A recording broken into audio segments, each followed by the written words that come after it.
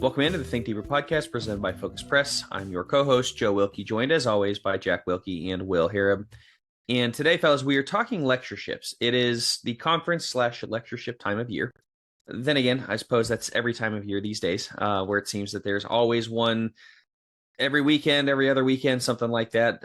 Some sort of conference, whether that be a youth conference, whatever it may be. We know that PTP is coming up, one of the biggest of the year, probably the biggest of the year would be my guess. And in the Churches of Christ, in the Churches of Christ, inside of it, but yeah, inside of it, that is the main event.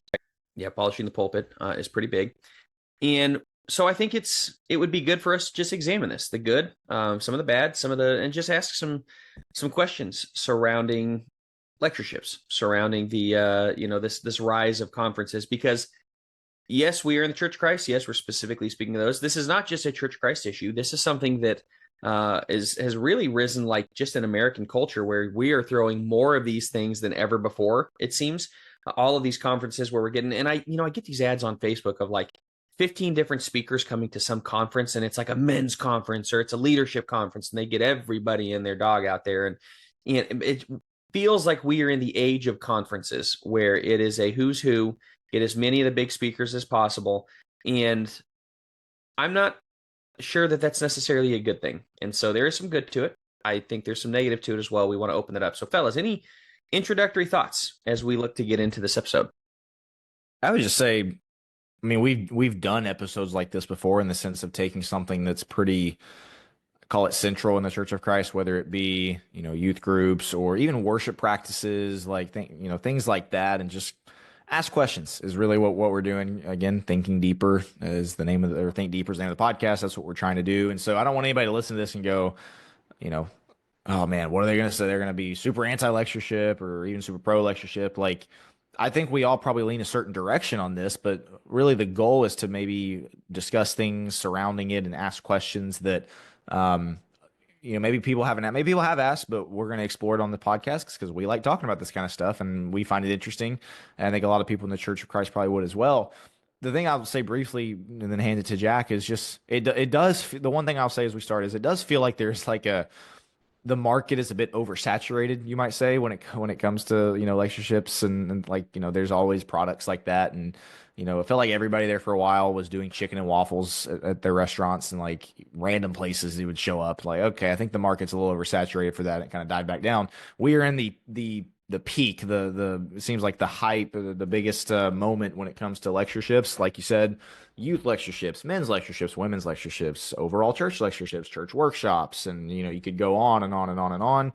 When I was the youth evangelist in Decatur, Alabama, just for our congregation, there were probably like 7 or 8 on the calendar, not all held at our congregation, but like it was on our members' calendar, like, hey, attend this one. We got this one that we're hosting, this one other one's hosting. So yeah, there's a lot of them. So I do think it's worth our time to discuss, I guess, would be my introductory thoughts. Yeah, what I'd add is it's going to hit different people different ways. There's the attendees, there's the people who put them on, the people who speak at them. Like, there's just hopefully thoughts in there for everybody on this. On if you're going, here's some things to maximize your effort if you're planning them, or if you're somebody who thinks like maybe this is something you'd like to do in the future, maybe some thoughts to consider. So just kind of a little bit of something of all the different angles of this is I think what we're going to hope to get to here. Yeah, so we want to jump into it, and I guess we'll start with the good, start with the things that I think are genuinely positives concerning the lectureship culture. Now, and the first, as we jump into it, is just fellowship. This is something that you hear a lot of, which is you get to see some of your favorite people, this 1 or 2 times a year whenever you get together with them. And I think the fellowship genuinely is good. It is something probably most mentioned from everybody coming back. We have several of our church members that go to PTP. I've got a bazillion and one friends that go to PTP. And that's always what's mentioned. It's just the fellowship of being near like-minded Christians, people that you haven't gotten to see all year round, and just knowing that there are people all over the nation, all over the world really, but all over the nation that, hey, we believe the same thing. And it's just a good reminder that, yes, there are Christians all over the place that we can still gather together and worship together. And so I think the fellowship is a genuinely good part of the lectureship. Didn't you guys both meet your spouses through lectureship type events?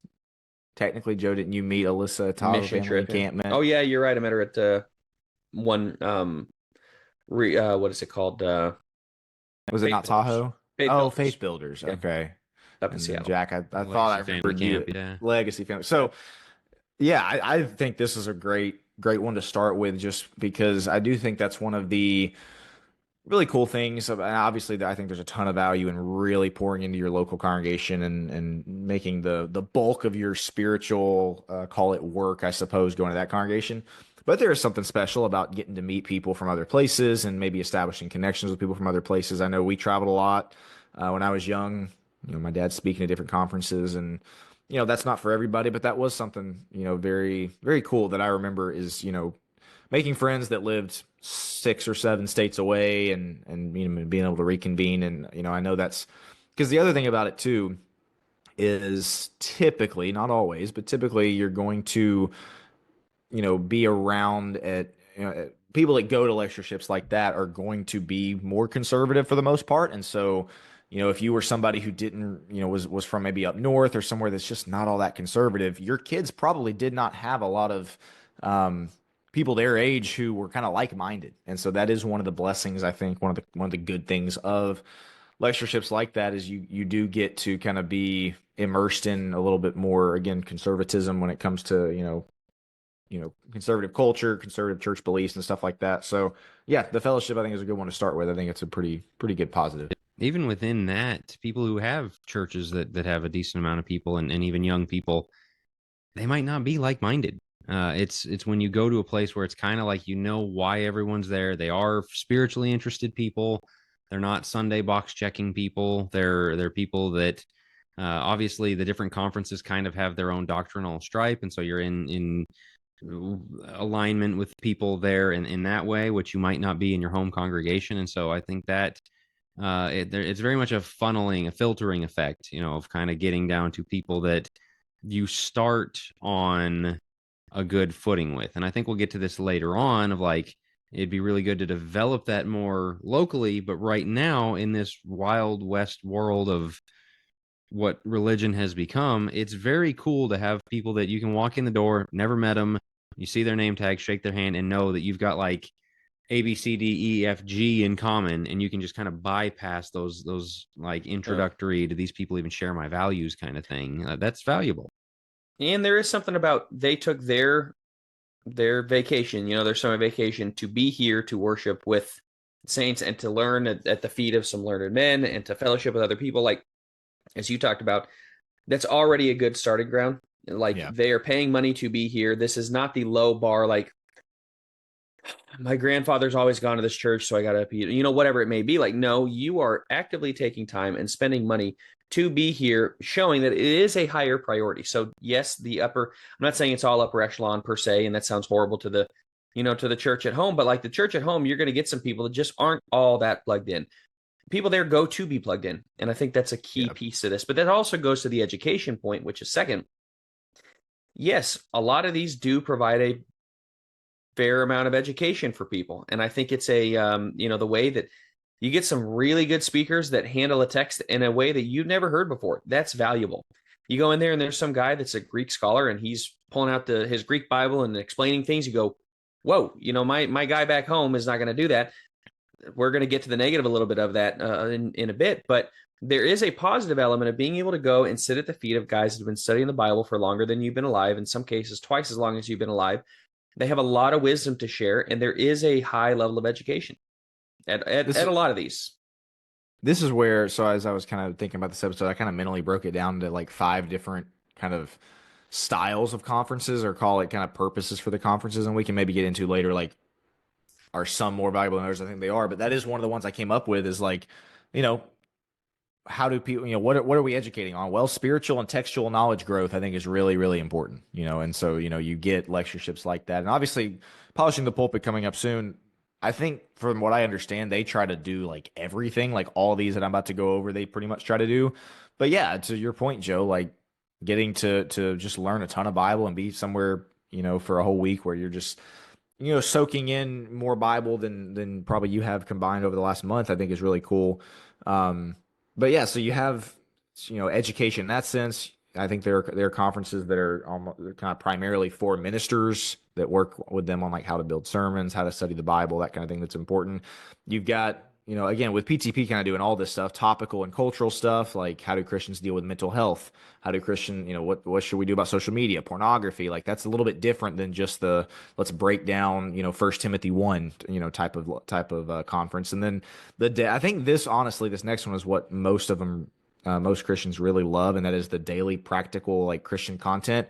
How do I handle this issue in my marriage, parenting, dating, like relationship type stuff, just practical Christian stuff that obviously you can do textually, like let's break down this text.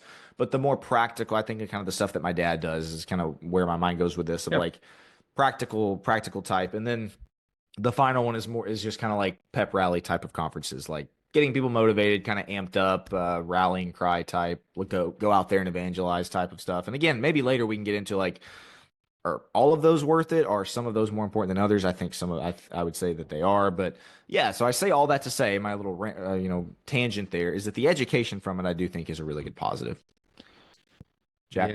Yeah, and like you say, things you're not going to get elsewhere. Now, in the digital age, that has shrunken a little bit, and so this is I don't want to get into the cons side of this list just yet, because I think there is good education, but I think this is the one that deserves the most re-examination of what it's bringing to the table. But as part of that, and I've got this on the outline as well, it's a good chance to hash out doctrinal stances, and this is one that goes back a long ways, and I appreciate Mike and Jake Highsaw do this, a couple of guys out of the Dallas area.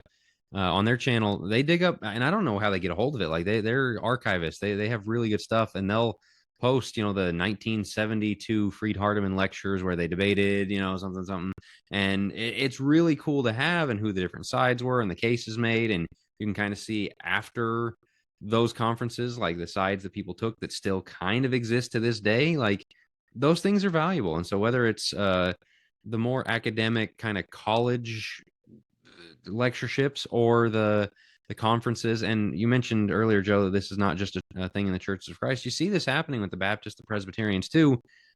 They'll put on a conference and you can just tell by the speaker lineup what kind of conference it is. And it's like these kind of people flock to this one and these kind of people flock to this one. And so with that, like, hey, this is our doctrinal stand. This is what we here are in agreement on, and I think that's important. I think that's something I give the denominations credit for. They're doing a better job of that than us. In that, in the Churches of Christ, we get stuck on Church of Christ pet issues a lot. Whereas really hashing out a positive vision for like, this is what your family should look like. And this is, debating some of the things that we think are important to talk about here on Think Deeper. Those usually are shied away from. And I think that's something we could do a better job of like really carving out hey, at this lectureship, we promote this vision, this reading of the text, this application, that kind of thing. But I also struggle in the fact that it's tough to hash out things when you don't have any dissenting opinion. And I know this is kind of jumping into the cons, but this is a big part of where we go wrong. Like, and see, I think there's a side for debates, and I think there's also a time for we believe this. This is our side of things, and we're going to teach it this way. And some people, as I said, you kind of put the posters out of who's there and maybe what the topics are. I can see that. Are going to be like, yeah, that's not for me. But it's good to rally people around a shared belief in that sense. I get that. I also do think, though, that you lose a little bit of. We're going to get into the cons here, I suppose. You lose something. Get to the last. Yeah, we'll get to the last, and then we just take a blowtorch. No, just kidding. The last one is, and Will, you spoke to this, but like the different types, which is it can be motivating and exciting. Not every one of them is intended to be that. Some of them are intended to be, more on the high-minded type thing. But at the end of the day, there is a motivation level, an excitement level that a lot of times comes out of this, where you just come back, you're recharged. Maybe you were feeling a little bit low spiritually. You go around 7,000 Christians and hearing some things that, wall-to-wall Bible for a week. That's a really cool experience for a lot of people.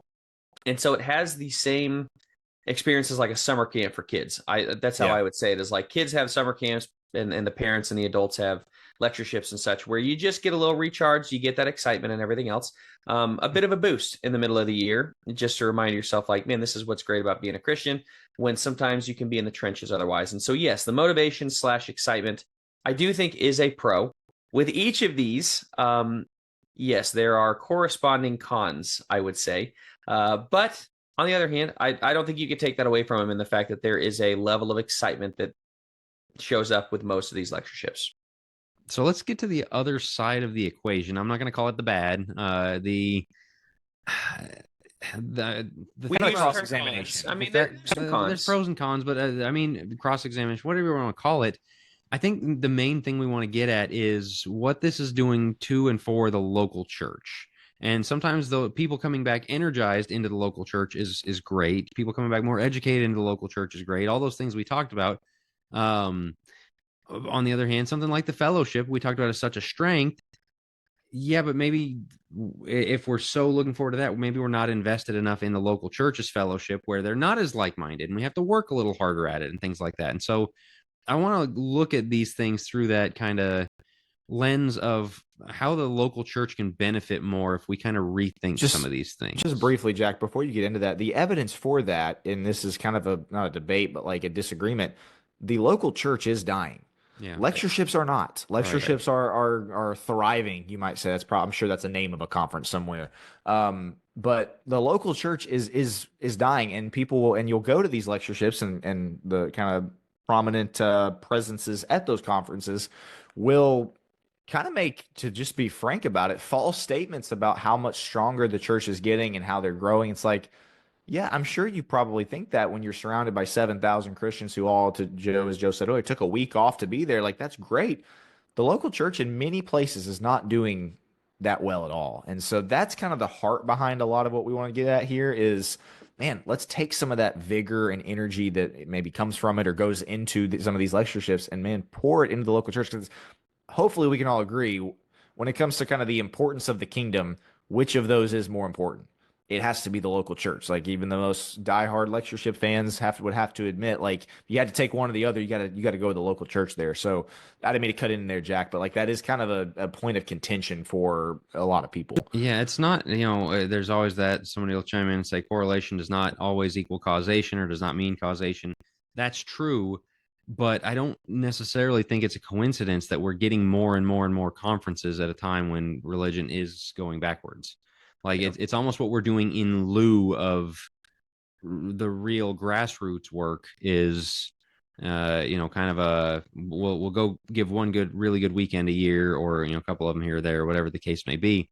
And so with that, the some of the things that are negative and might take away from the local church is there's a doctrinal clique culture where you're kind of supposed to be aligned with a conference or with the kind of people who go to a conference. And sometimes your preacher has to be aligned with, and this is some inside baseball stuff. We're not going to tell stories from behind the scenes, but kind of the pressures that are on people of, you're in this circle of churches, the type of church that goes to X conference over Y conference, X lectureship over Y lectureship.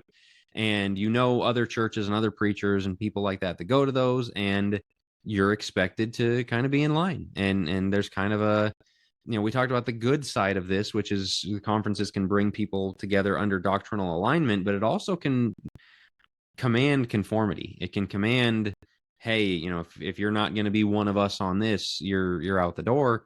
And that's hard. I mean, you're choosing between, it can almost be, I don't want to say it can become a mini like denominational clique, but like almost a mini.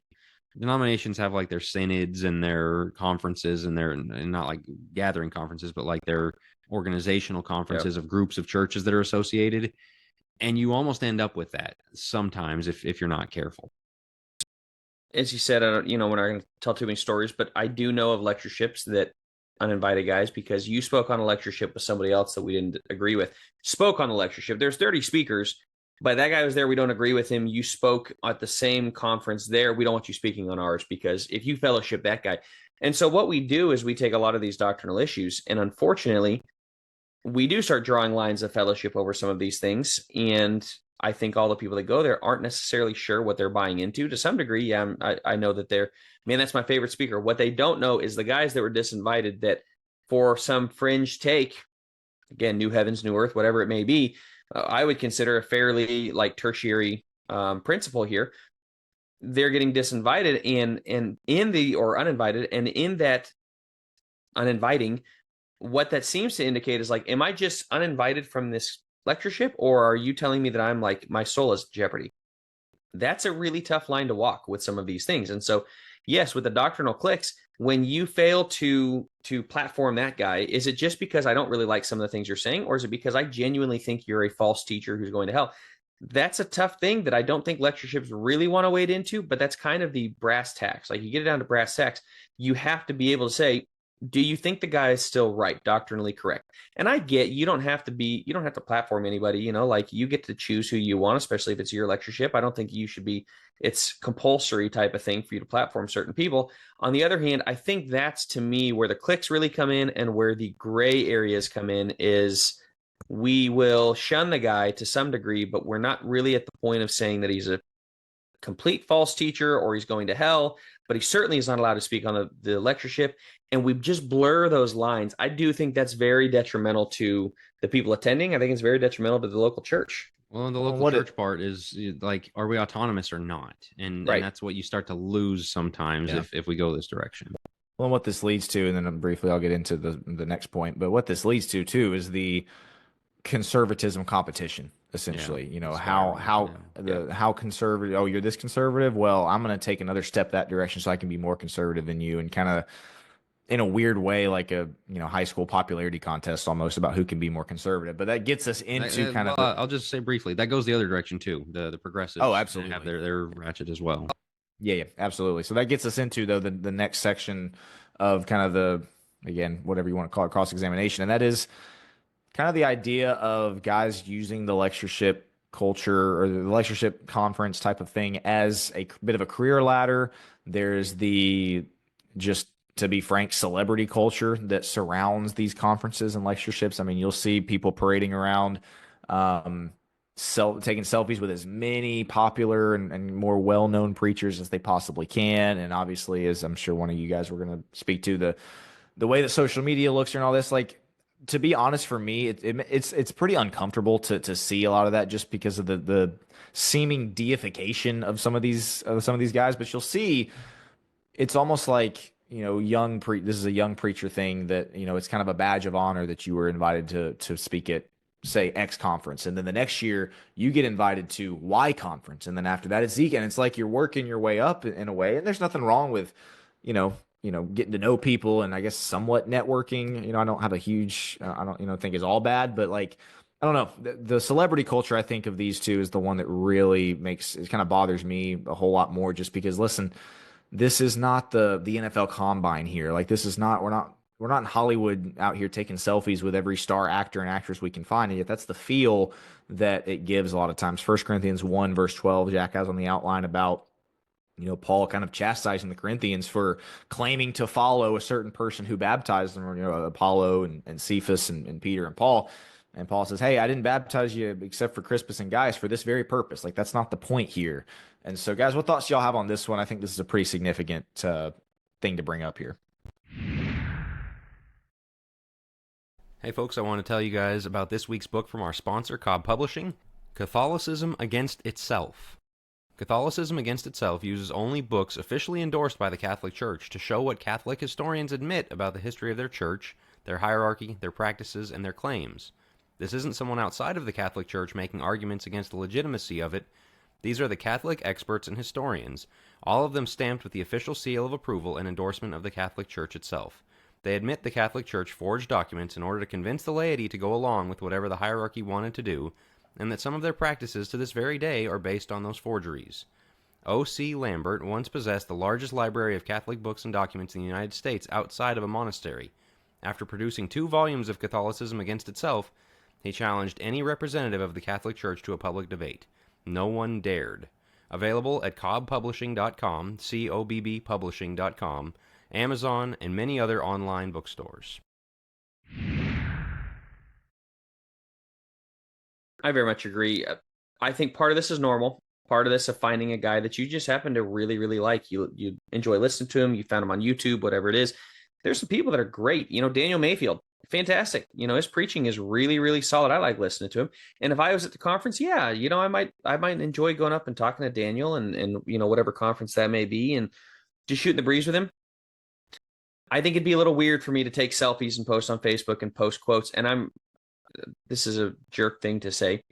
Can we please also stop with the quotes that are like, Jesus died for you? Oh, brother, that's just it. Like, okay, let's wait for like some hot take. I'm not saying that that's not good to post. It's great. But like, so-and-so brother said this. And it's like, that literally he's just quoting scripture and you're attributing it to him, or he's literally saying the most basic thing.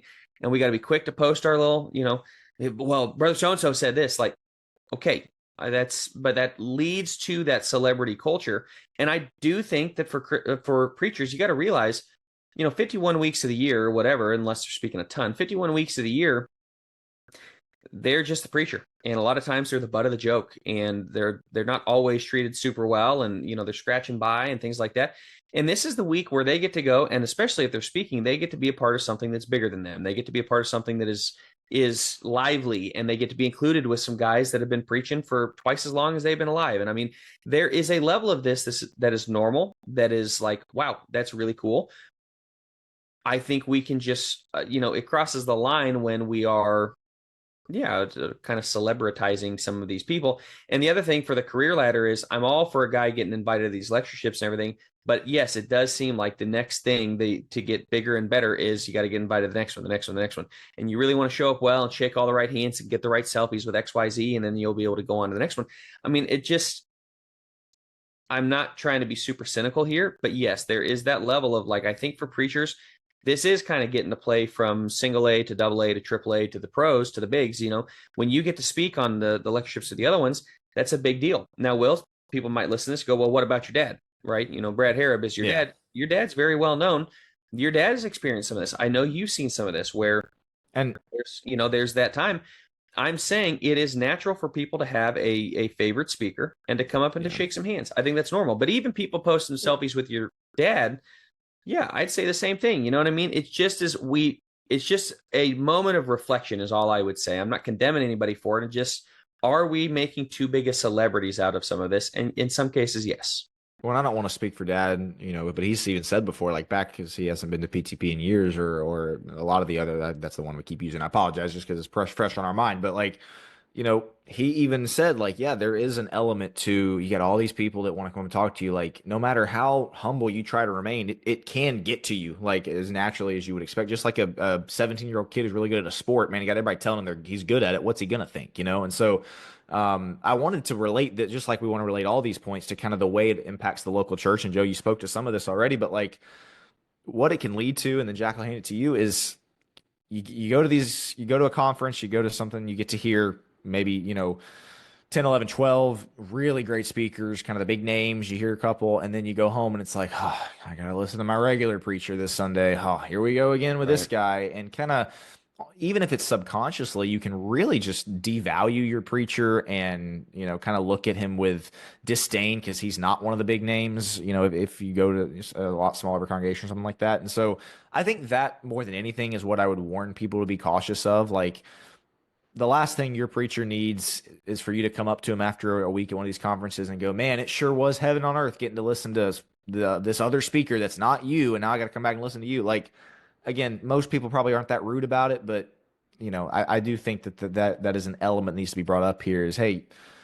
we've had our gripes with preachers before, just like and we've kind of cross-examined preaching and all that before. Like, obviously, these are things we discuss and talk about, but at the same time, preachers work really hard, and the ones that don't get invited to the conferences, they don't deserve to feel like they are, this big because they didn't get invited to PTP or to, Connect Conference or to whatever it is. So, Jack, what thoughts do you have on this one? That's a really important point. Like the guy on stage, boy, he might be a great orator. He hasn't had you over into his house.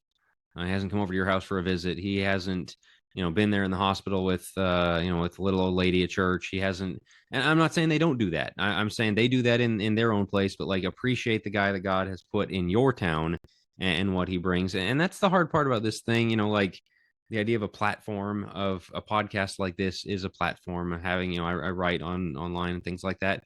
And some of the coolest people, some of the like best people I know and are people that I've met through this, people who reach out and say, hey, I really appreciate your work, or I really enjoyed that article or whatever it may be.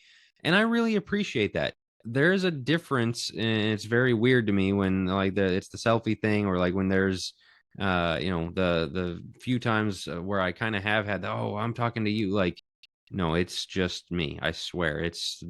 You do not need to be impressed by this, like, this is, but like you said, Will, it can get to your head when somebody comes up and like, oh, it's you, like, and not that I have that happen a lot, but like where it does, that's not, you're not going to have that with your local preacher. Your local preacher is like, man, that's a good guy that's just there. He's reliable. He's there. And so I think that can be fostered. There's one other angle of this we haven't discussed on the latter kind of celebrity culture thing.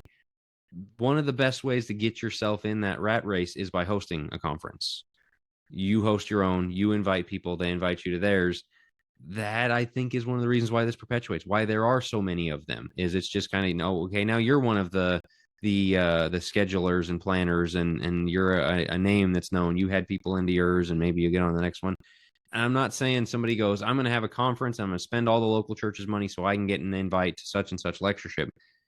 Nobody's is that cynical, but it's just one of those, like, this is what starts to happen. It's like, well, we should have a conference here. Why? What how is that going to help the local church to have guys come in and preach to them for a weekend?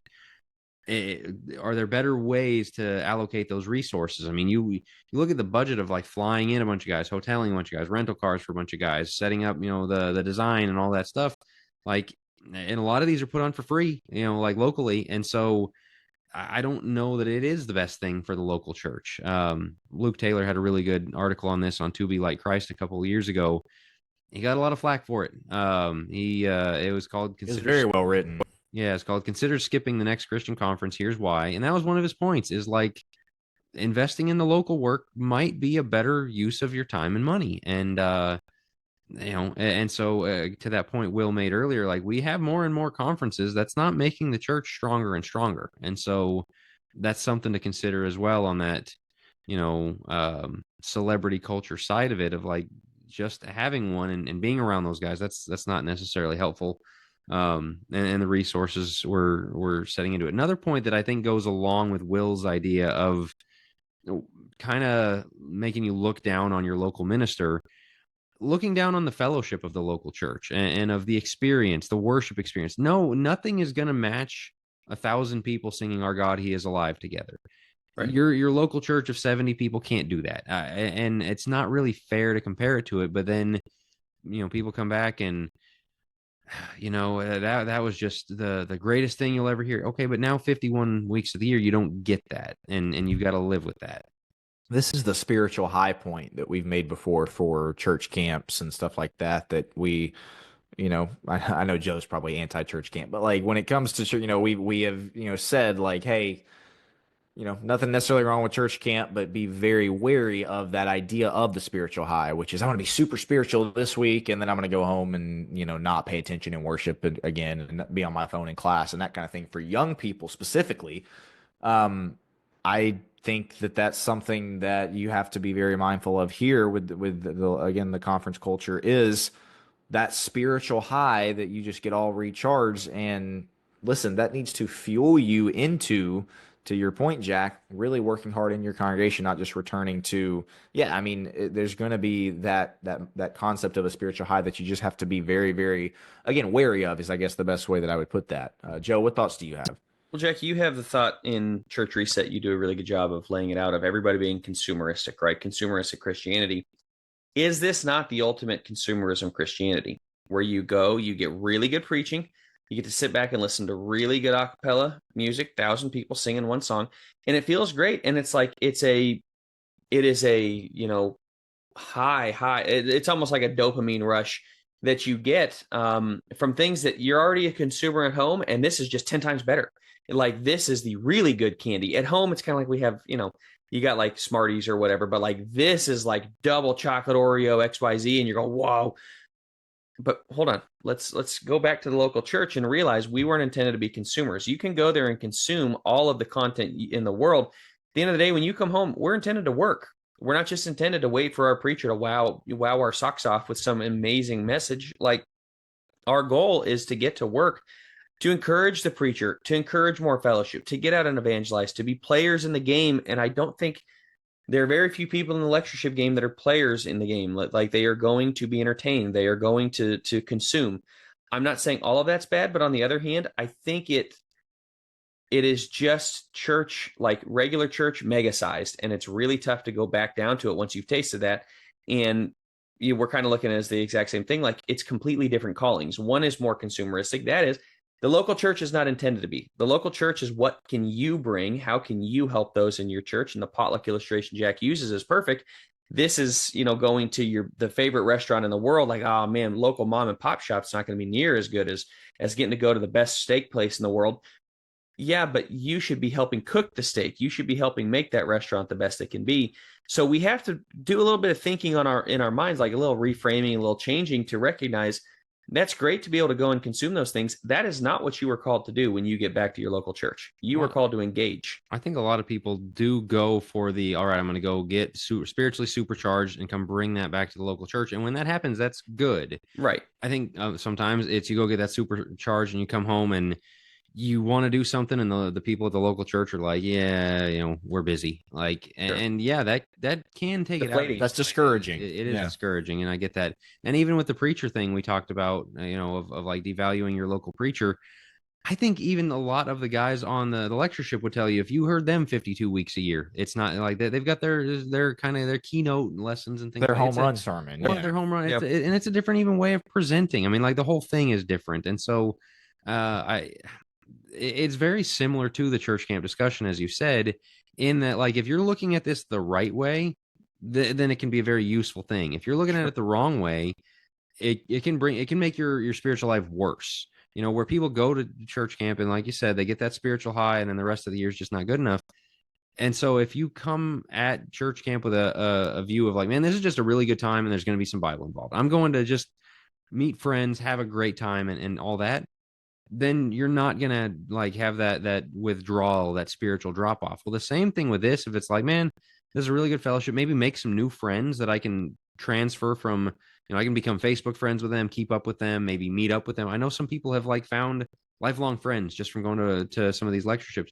That's great. I think that's awesome. Use that, in that sense of like, go engage with it and then take something away for real life with it, and right. Something to take back into your local church, and something like new or different that you can do that, adds to the work of the local church or whatever, if you're going to be a part of these things, rather than, as you say, Joe, the consumer, and just going back going, oh, it was so great. I experienced heaven, and, can't wait till next year. Like, well, you're kind of telling your local church family they're not good enough. Right. Yeah. Yeah. And tied to that, kind of the last thing that I put on here was, I really think that what we have, I'm sure, talked about in a couple of podcasts before, is the Titus 2 version of teaching, which very much reads as kind of personal mentorship, older men teaching younger men, older women teaching younger women. While it doesn't explicitly say that that's more one-on-one, that doesn't seem to be in the form of a class, because you're teaching them how to love their husbands, how to take care of a house, how to be homemakers, and then for the young men, certain behaviors. And like, that's not really easily done through a class. And so to me, obviously, that is very much, because that's how Paul was to Timothy as well, is very, kind of one-on-one mentoring type.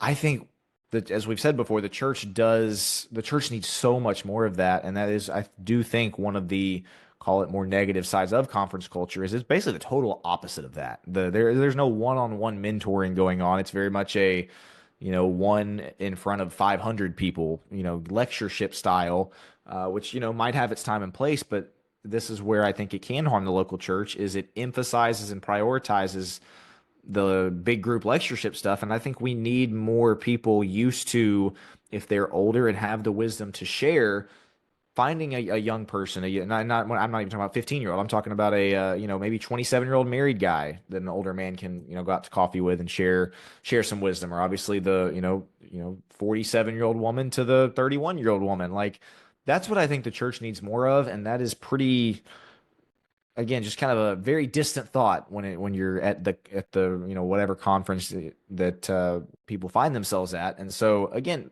you could argue there's a time and place for both, and I think that somebody might have a really good argument for it. But what I will say is, right now we have once again an oversaturation of one side and basically hardly anything when it comes to the one-on-one mentoring, which I think is what Titus 2 is all about. So I would slot that into kind of the negative column when it comes to the conference culture.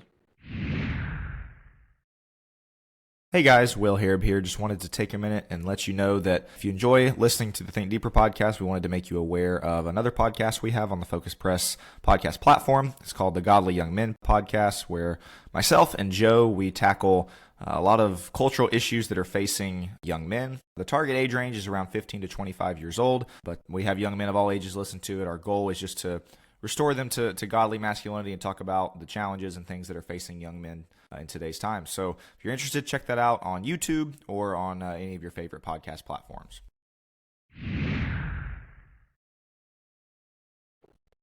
Yeah, so that actually brings up an interesting question as we kind of wrap up that cross-examination section here.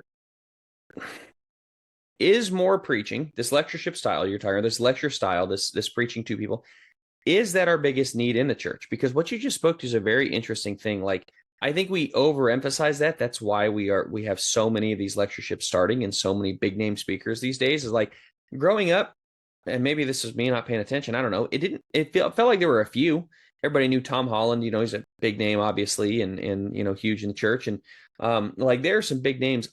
I feel like everybody is getting big these days, and I feel like all of this is in service of finding that next great speaker, very much like an American Idol mentality. Used to be local bands would get big, and that was a great thing. And then at some point we decided, let's celebritize this and let's make it an American Idol. And I feel like that's a big part of what we see in the church today, which is more and more and more American Idols. And I'm not trying to call people out. I'm not trying to say there are some fantastic men, some fantastic speakers, no doubt. But it does seem to promote this idea that preaching is our biggest need. That's the thing that's going to kind of save the church, is we're going to rise up these amazing speakers.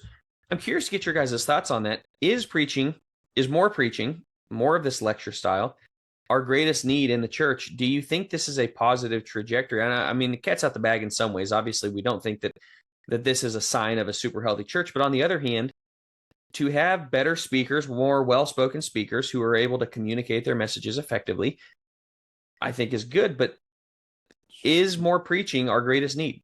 I asked the question in Church Reset. What would do you, like, if you really were at a stuck point in your spiritual life, what would be better for you?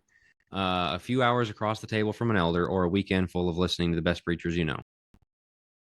And I always get some people answering, well, both. Like, please participate in the hypothetical the thought exercise here. It's a thought exercise asking you to rank these things is what I'm asking you to do. And I think everybody knows the ranking is somebody who knows you, a relationship closer is that other one. And the other thing that comes to mind is that quote about we're drowning in information but starved for knowledge.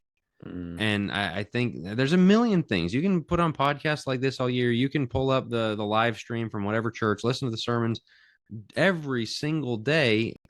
There's a point at which, and Luke Taylor, I brought him up earlier, had another great article on this, of what some people need is to stop listening, reading, consuming lessons and go do something. Go do it. Yeah. 100%. Yeah.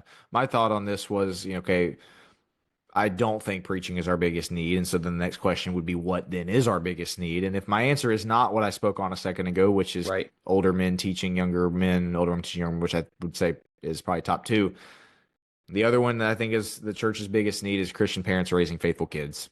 I think that's the church's by far biggest need. And you can say, well, the lectureships help teach them how to do that. Well, stats would say otherwise, honestly. Like, it's not seem to be helping that much. And so, again, the theme there is a lot smaller, closer to, again, one-on-one, one-on-two, one-on-three, discipling. It's it was an evangelical buzzword there for a while, but I do think that is more of what the church needs is a Christian dad, a Christian mom raising faithful kids, raising them up in the faith to have their own Christian family. Sure, can that be helped by conferences? I suppose. But I think that's more so helped by kind of a lot of the stuff that Jack was just talking about. And I don't know. Those are my thoughts. Joe, what would you add? I mean, I think training workshops specifically for like elderships would be huge. Like small time, not 1,000 people there, but like you get 20 guys there and help them grow up to be elders. Train them in whatever it looks like. Get some very well knowledgeable elders in the area or some preachers that are well respected and help train them up into that. I think that would be one of the biggest needs of the church is strong elderships that are willing to actually stand up and say the things they need to and are actually willing to sit across the table from their members and willing to help the parents who are really struggling with their kids and willing to get into the nitty-gritty doctrinal discussions and to say these are the doctrinal things that we adhere to here. We use that autonomy and we call they call the members to the highest degree of holiness that they can, right? Rather than waiting for the lectureship to do it, rather than going to the right lectureship with the right speakers with the right doctrinal clique. No, this is what we do here, right? The elder sets the culture. And I think we would do so much better if that was kind of the goal is take elders like elder workshops basically and help them grow up into being the men of God that they need to be, helping individually the people at the congregation rather than smattering of people that heard a great lesson on, at that lectureship, whatever it is. That's fantastic. But how much more would it matter if 52 weeks of the year you were in 52 different homes helping somebody else? I mean, I think that's the future. That's what's going to have to be the hyper localism and getting back to the individual matters. And the individual gets lost at some of these 7,000 people conferences. It's great. Glad they go there. They get their batteries recharged. But man, I think the local church is the solution to these things. And that's the question is like, somebody will say, well, why can't we do both? I think at some level we can, but Sure. the more and more we're adding to the schedule, it's just not going to happen. Like that, there's a point at which we've got to go, okay, we've got enough of those. We really need to return the work locally. And the thing is, these are all fulfilling a really big need people have. As Will brought up earlier, Joe, you and I are married because of conferences like this, and even to a lesser extent, Will is in a little bit of a different way, but there's a lot of people with those stories, and so even and with the homeschool circles, that's another niche of this and things like that. There's a need that's there to be met, and I'm not even against getting people together. I think kind of reframing it like really being fellowship forward, because there's a degree to which you go and you're in the lectures all day long from like 8 a.m. till 8 o'clock at night.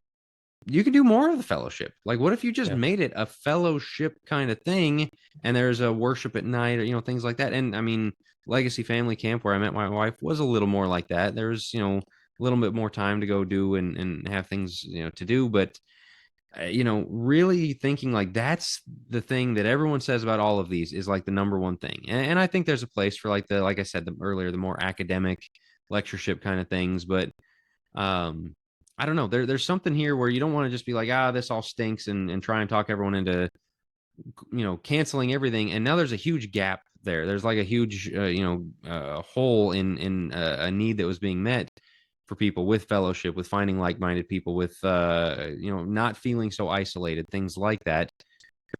I agree with you. The best way to handle that is in the local church. And I think the best way for the local church to create this is to get more specific with your teaching. Like to be distinctive in what you're teaching, as I said earlier, promoting a certain kind of doctrine, and not just we don't use instruments and we don't have women preachers, but some of the things we talk about here of a view of the husband and a view of the wife and a view of children and a view of the home and things like that. Like there's a beacon for that. And in the same sense that like during COVID, the churches that were very strong took very strong stances grew like crazy, because it was putting out a beacon to a certain kind of people. I think the kind of thing we've avoided doing in the local church is one of the best ways to get back to getting this kind of fellowship in the local church. So yes, the local church, yes, I think there's always going to be events, and I don't think that's necessarily a bad thing, but rethinking what we're trying to get out of them, I really think is maybe the key question there. That's I don't know. We're kind of drawn to the end there. That's all of my summarizing thoughts, but I know you guys still have some stuff to say. So what do you guys have to kind of wrap your thoughts on this? I think what I would say is I do see value in these overall. Like, I think there's certainly value to them. I do think there are too many of them is kind of where I'll kind of plant my flag. And that sounds terrible, but I'll just go back to the point that I started with, which is the local church is not doing very well. And you, of course, can't blame conference culture for that, but I don't think it's helping. And so I would say again, like, will I attend one of these in the future? I'm sure I will. Like I think there's a lot of good that comes with it. I think there's a lot of value. I think the spiritual, the equipping, as long as you're wary of some of the things we brought up, I think they're valuable. The problem is, most of the time it's done at the expense of the local church, and that's what I think needs to change. And unfortunately, while there's this many of them, again, to go back to the analogy, while the market's oversaturated, you're just not going to see that emphasis on the local church. And so that's what I think needs to change more than anything. And if that means a few of them getting chopped off the calendar, like, I think that's necessary. Again, and I don't condemn anybody for going. I think, once again, there's value. I'm not trying to ride the fence here, but I think, once again, we've got to get our emphasis back on what are you doing for your local church? Who are you mentoring? Who are you being mentored by? What are you doing to disciple your kids? What are you doing to, again, invest in your congregation? If you're not doing those things, but you're attending, Connect Conference or Lads to Leaders or PTP or whatever it is, you might need to reevaluate some things. And that's all we're trying to say, I think, with this episode. Or I guess that's all I'm trying to say with this episode. Joe, what would you wrap this up I think with? that's a great wrap. If it can be used appropriately, as long as it is pushing you back to being on fire for your local church and not being a consumer at your local church, but really being a doer, somebody that gets that done. And so I think that's the only thing I'd say is I'm with you guys. I'm not against them. I don't think they're the end of the world. I don't know how they're not a net negative, but they certainly can be if through the over glorification of some of these things and celebrity culture and just some things to watch out for. But I also, if we use them appropriately, hopefully this does grow the church and has an opportunity to really be a beacon for people to go back, be on fire for everything in their local work and to make that work all the more. So yeah, that'd be the only thing. With that, let's jump into the Think Fast for this week. And there's a few different things going around, but I think we'd be remiss if we did not cover Pretty one easy of the choice. biggest, one of the biggest internet events, I think, I don't especially know of why. the year. And I just don't get it, I have a the theory. level it got to. I have a theory I'll get to here in a bit. Okay. But Coldplay has a concert, and wouldn't you know it, the guy on the Jumbotron or the major screen has his arms around somebody that he's not supposed to, and he ducks and she turns around in shame and embarrassment, and Chris Martin, the lead singer, basically said, like, well, either they're really shy or they're having an affair. Like, he just calls Wouldn't you know everybody. it? Yeah. And indeed, this was a CEO of Astronomer, which is an AI company. I think it's worth millions. Startup company, but either way, worth millions.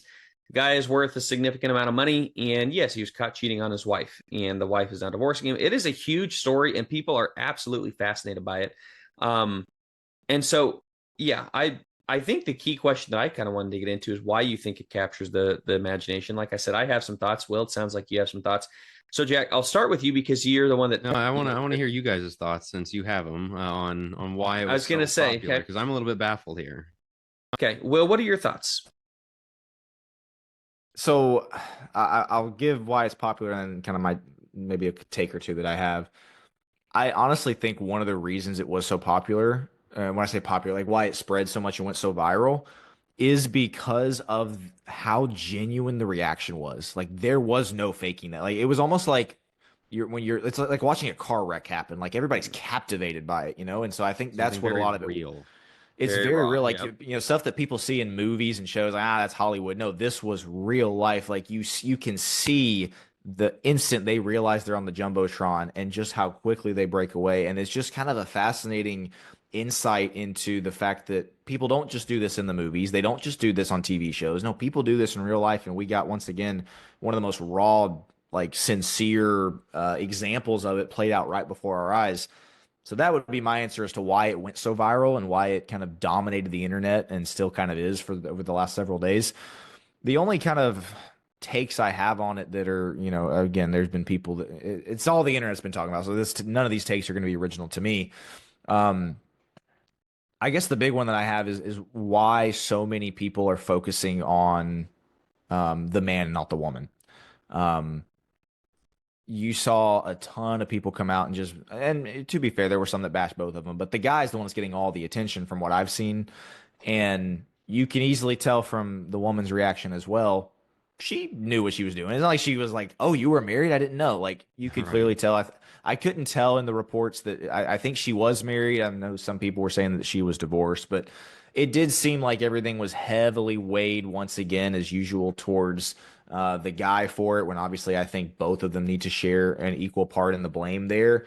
And I guess the other thing that I'll bring up is, isn't it amazing how as soon as light gets shown on the darkness, what happens? Like they went from the euphoric feeling of, being together, and, I think TMZ released a video as well. Like you see what happened before they went on the Jumbotron.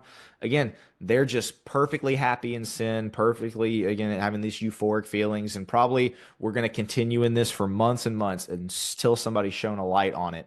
And I just think that's perfectly emblematic of the way sin is when it's exposed is when you get to see the true ugliness of it. But as long as people can stay in darkness, man, they'll love it as much as they can, and they'll enjoy every minute of it. So yeah, again, none of that's original to me. I'm sure other people have said that, but those were kind of the thoughts that I had. Joe, So what about you? my theory on this is it touches on so many different aspects, tendrils of life. Everybody is almost forced to have a take one way or the other. Sexually, obviously, the power dynamics between a boss and an HR rep, like, is he using his power, right? Kind of brings back the Me Too. The business dynamic of watching his business navigate through what does this look like? And the new CEO saying, wow, we have more publicity than ever. Nobody knew who we were, but kind of not the way you want to find it. And so that's an interesting take. Obviously, the morality take. There are people in the world that have no standard, and all of a sudden they found a standard. Like, well, where's your standard in this? Is this a shifting standard for them? Obviously, for Christians, it's a pretty easy standard, but morality, privacy, should they have been on there? It sounds like he's going to try to sue Coldplay for putting them on there now. And that's about the least self-aware move. There's no way if he does. Correct. I mean, I think you're signing, like when you buy tickets, you kind of sign like, yeah, you potentially could be on the Jumbotron. I don't think he has any leg to stand on. That may also, sorry, just privacy. You're at a concert with 60,000 people. Like, give me a break. Right, exactly. But, the privacy of, should all of his dirty laundry have been aired? Now we know his wife. We know everything about him. We know their divorce settlements. We know how much money. Like, should we know all of that? And so it kind of ropes people in. Women in the workplace. I saw some things on that. How much of a dynamic shift that is, having women in the workplace. And this would have never happened without it. And then, of course, monetarily, people are tracking the money side of things. They're tracking the worth and value of his company fluctuating. I mean, I just think it touches on so many different to be clear, things. Which one of those is the reason why you think it's so popular? I'm just kidding. No, I'm saying, yeah, it's, you think all everybody is forced to, you're engaging on some, it's not just a cut and dried. It's like, it is morality wise, but there are so many things to this that are like, how did that happen? Why did it happen? What's going on? Yeah. It's a fascinating thing that touches on so many different parts of life, aspects of life. Basically everybody is forced to have some take one way or the other, is what it feels like to me. You're forced into taking a side one way or the other. And everybody likes being against him, of course. But as you said, where's everybody against the woman? That is the fascinating thing to me, is how much she gets let off the hook when it's like, wow, this guy's a dirtbag. And she didn't know that he was married. It takes two to tango, and both of them are in the wrong, but she's pretty much absolved. And that's also a very interesting angle in all this. But Jack, what are your thoughts as you listen to us? Yeah, I think it's so big because people really, really, really like judging. And there's very few opportunities to do it without feeling like a bad person. I think that's why reality TV, you can go on and think, oh, I'm better than these people. I mean, like, that's why they always show like the bottom of the barrel of society, is it gives people that like sense of superiority. And so no matter what you've done, at least you weren't the guy who got caught, with another woman on the Jumbotron. I wrote on it last week about, this versus the Chip Gaines thing that Will and I had the episode on. That, you're not supposed to judge with the Chip Gaines thing, but nobody has a problem with judging here. Nobody's doing love the sinner, hate the sin with the Coldplay, fan CEO guy and his alleged mistress. And so people like judging, and here's an opportunity for them to do so. And it's like, man, your standards are garbage. Your morality is garbage. It's so frustrating to see, but I mean, they're absolutely right in this case, and that it's bad. And it's nice that people can agree on objective morality for once. this is awful. Like you just feel awful Yeah. for the wife and the husband that weren't there. I think Yep. Matt Walsh had And a the great kid. take on it of we need to punish this very seriously. Like we used to as a society. This used to be a very big crime, and now it's like laughable that it would be a crime. Why? Like you are Right. violating the most important contract you will ever sign. You violate any other big contract, you're in big trouble. And so, to kind of not make too much light of this thing like that's don't do that. Just Right. everyone knows that, but don't do that. And yeah, we should take this far more seriously than we as a society do. I think his life is going to be, it's not over, but I think it's going to be very, very difficult. He's a disgraced CEO. Nobody's going to want to hire him. That's really where sin gets you, is it always seems good on the front end. There will always be consequences. At some point it will catch up to you. And I think that's a key takeaway, that this is one of those you talk to your kids about. Guys, this is very serious. These are the consequences of sin. No, maybe it doesn't always come out, but these are the consequences that sin brings in your life if you're not careful. Yeah. So, All right. Well, we're going to wrap right there. If you're watching this on the Think Fast only, the episode comes out next Monday on church conferences, lectureships, the benefits, the things that maybe we think are worth rethinking. And so you might enjoy that one. Keep an eye out for it. Be sure you're subscribed. Either here on YouTube, be sure to click like and subscribe to our channel, or on the podcast feeds, wherever you get your podcast. Just search for Think Deeper. So we'll talk to you guys on that one, and we'll see you Monday.